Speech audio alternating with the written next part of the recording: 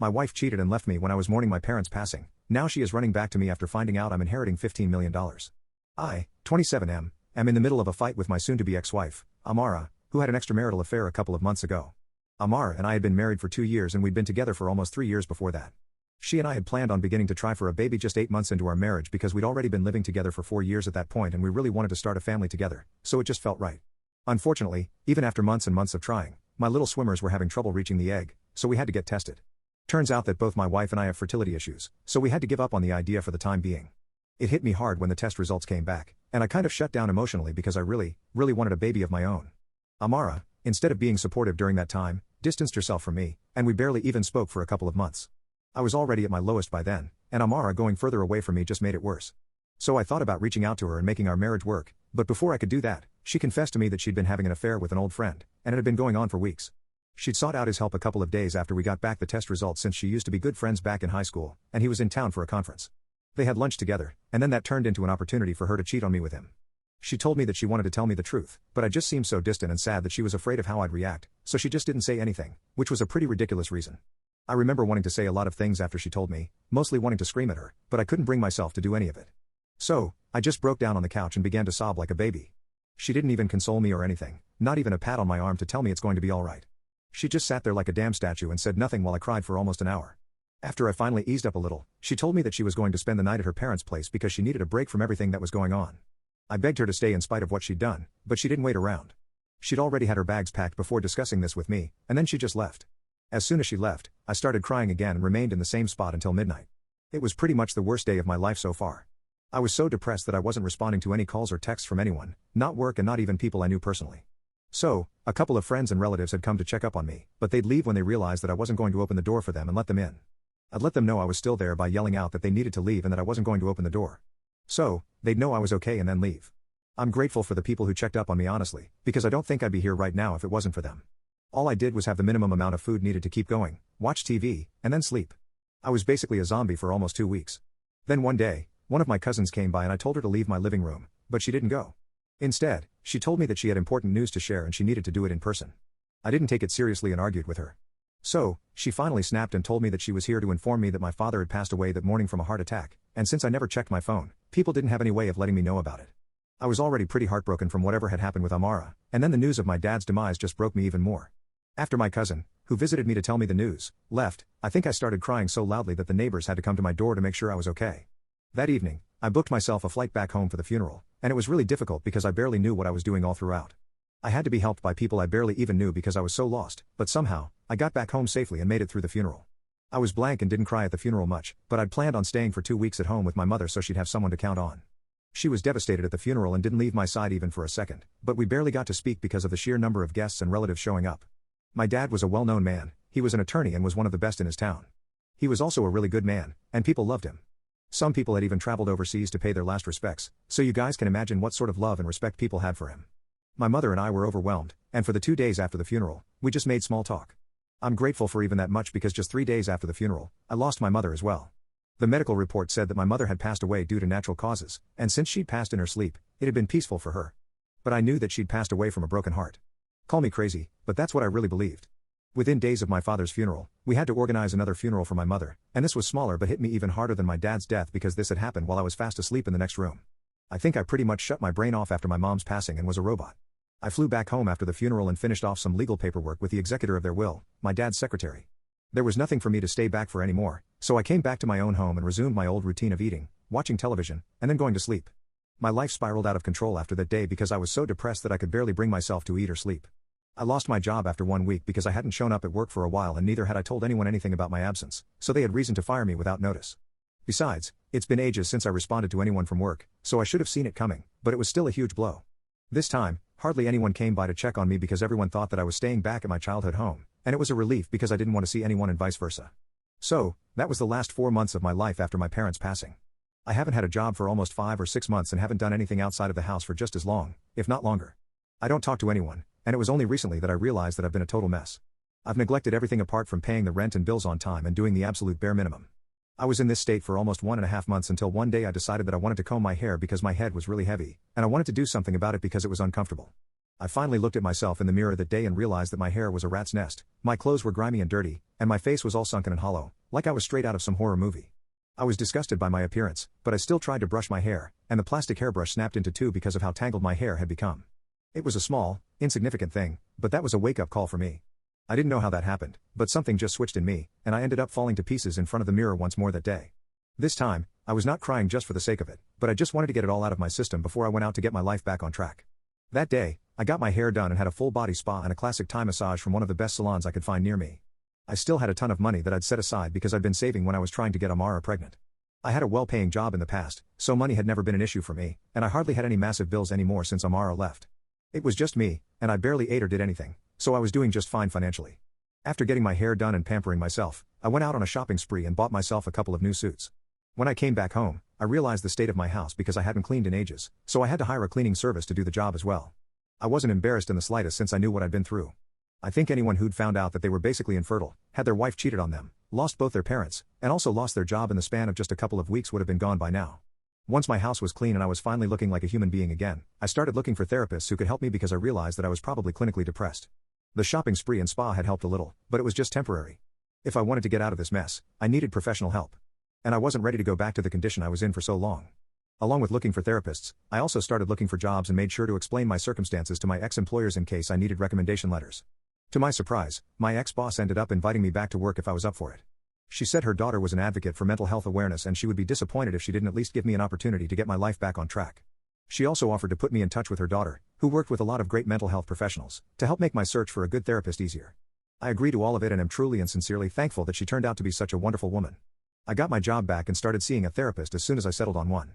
I've been attending therapy sessions every week for almost a month now, and I feel like I'm finally getting better. The only thing I hadn't done so far was file for divorce from Amara because I didn't think I wanted to leave this marriage just yet. I really have faith that he'd come back.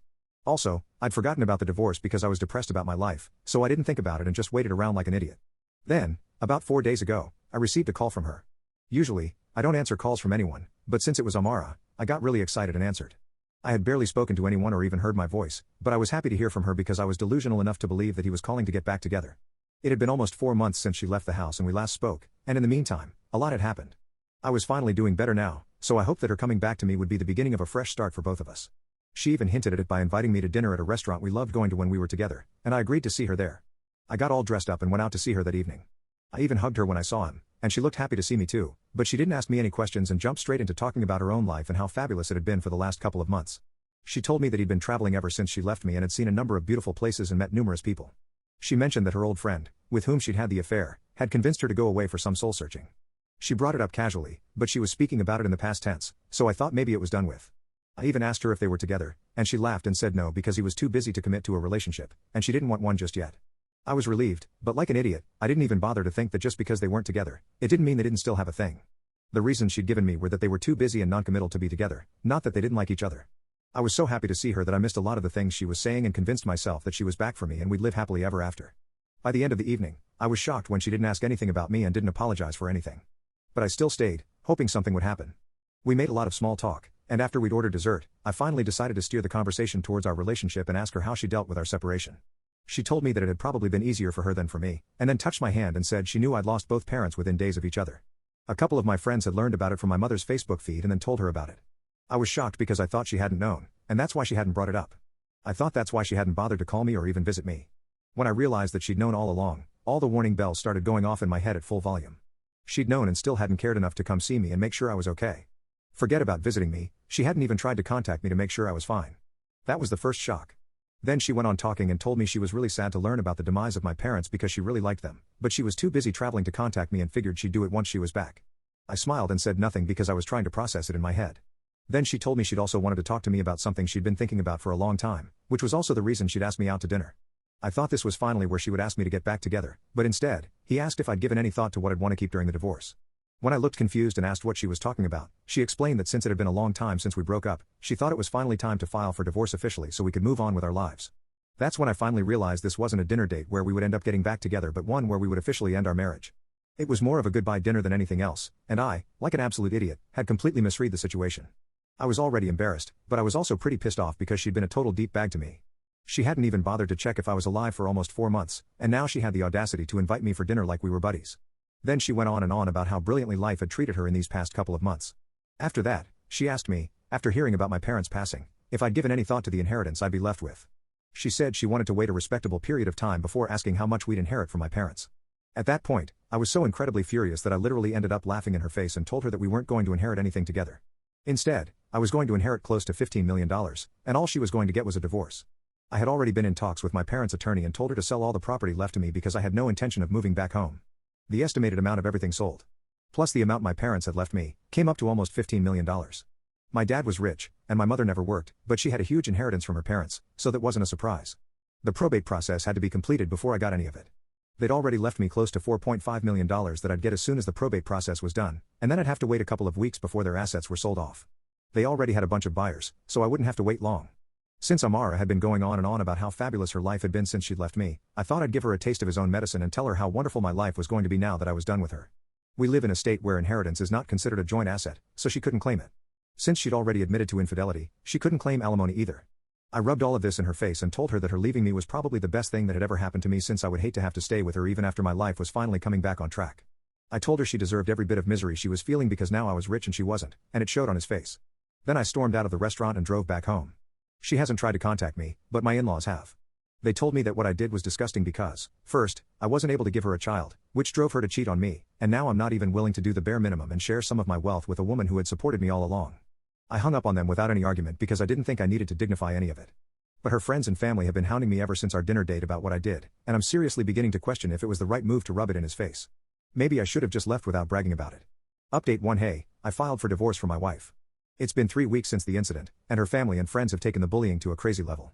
They're literally going off on me on social media and have practically started a hate campaign against me for putting Amara through mental distress on purpose just so I could get revenge on her because she had cheated on me, and then blamed me for her cheating as well by saying that I'd withdrawn from her emotionally. So, she had no option but to seek affection somewhere else, and it just so happened that a friend of her was back in town. So, she's absolved of all the blame, and I'm the villain here. Even though she was also facing fertility issues, I never went out of my way to find someone else and talk to them out of desperation. But whatever, I've filed for divorce, and I'm going to make sure that I don't let her off the hook easily. I'll also sue her parents and friends after warning them that they need to stop because word of this has reached a couple of my coworkers too, and I can't compromise my reputation over this. Update 2. Amara is actually contesting the divorce. Why? Because she suddenly had a change of heart and now thinks we're meant to be together. I'm sure this has nothing to do with the inheritance, and she's doing this all purely out of his own love and affection for me. That's probably also why she made her folks stop bullying me online so she could get back with me, since she loved me, and not because I threatened to sue them all for defaming me. I'm being sarcastic, obviously. I talked to her a couple of hours ago on the phone when I found out that she was contesting the divorce, and she told me that she changed her mind and wanted to make our marriage work. I got into a very nasty fight with her because I was just feeling so frustrated and hateful. All she said to me was she knew I was mad because I still loved her, and if I didn't still love her, I probably wouldn't have called her. She reassured me that this was just a stupid game that I was playing to get back at her for the cheating and that we'd be just fine, and then disconnected the call. I'm in disbelief right now, and I cannot believe this is happening to me. I've never ever felt such a strong urge to slap someone senseless, but I guess there's a first time for everything. She's just a bad person, and I can't believe I even considered getting back together with her. Freaking gold digger. That wouldn't help. Please, if someone has any advice on a way to mess her up legally, do let me know because I have nothing to lose at this point. Update 3. Hello, folks. It's been a while, but we're in the middle of a mediation process now. If this doesn't work out to bring her and me on the same page, then we might have to go to court, but I have a feeling that's going to happen. It'll be better for us since I can't see us coming to an agreement about any of this. She feels that we should stick together, and I don't. I don't even understand what the point of having a negotiation meeting is when this is pretty much non-negotiable for me. I do not want to be with her, it's as simple as that. I'm entertaining it because she wants to give it a try, even though it's exhausting. But then I know this will go to court, and I'm hoping that will make everything better for me, at least. I don't know about her, and neither do I care, very honestly. Update 4. Hey, guys.